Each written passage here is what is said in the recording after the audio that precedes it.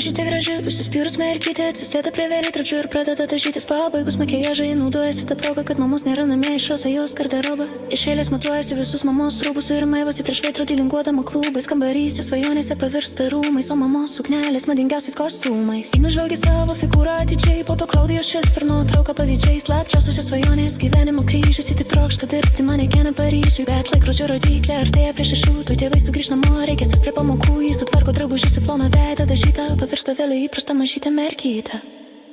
Nei jos tėvai, nei jos draugai rimtai nežiūri į tai. Ir aš gana dažnai sakydavau jai juokais, kai tu tapsi žvaigždę pasaulinio dydžio, parašyk man laišką iš Paryžiaus. Ji užaugo graži, užsispyrus mergaitė, geri gulbė pavirto iš bjauraus ančiuko. Dabar jos apimtys, ūgis ir svoris pasaulinių standartų, aukščiausia kategorija. Jinai parašė pareiškimą dalyvauti gražiosios merginos rinkimuose. Pirmomis karūną jie laimi be apgaulės, priešais jau atsiveria visas baltas pasaulis.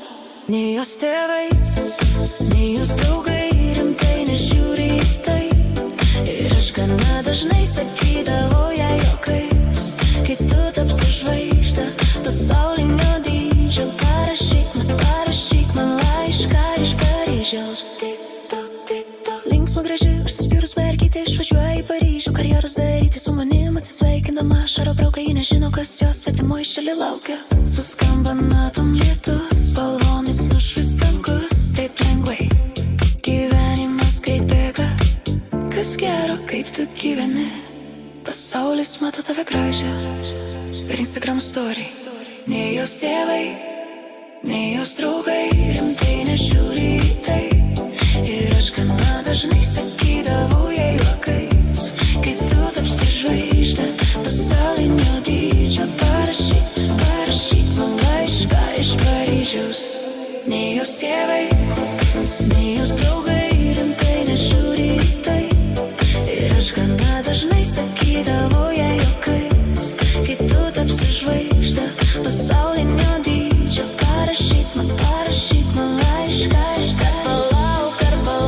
Dar palauk, kol sustoja laikas. Nepaleis, ne viskas baigės. Dar palauk, kol sustoja laikas.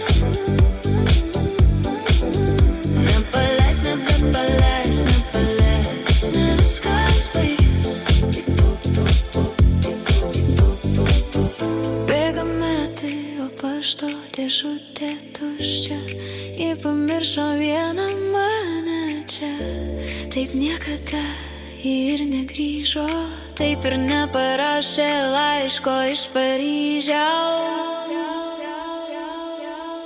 Nei jos tėvai, nei jos draugai rimtai nežiūri į tai. Ir aš gana dažnai sakydavau jai juokais, kai tu tapsi žvaigždę pasaulinio dydžio, parašyk man laišką iš Paryžiaus.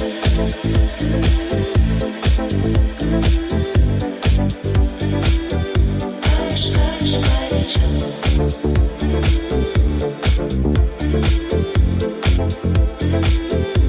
Laišką iš Paryžiaus.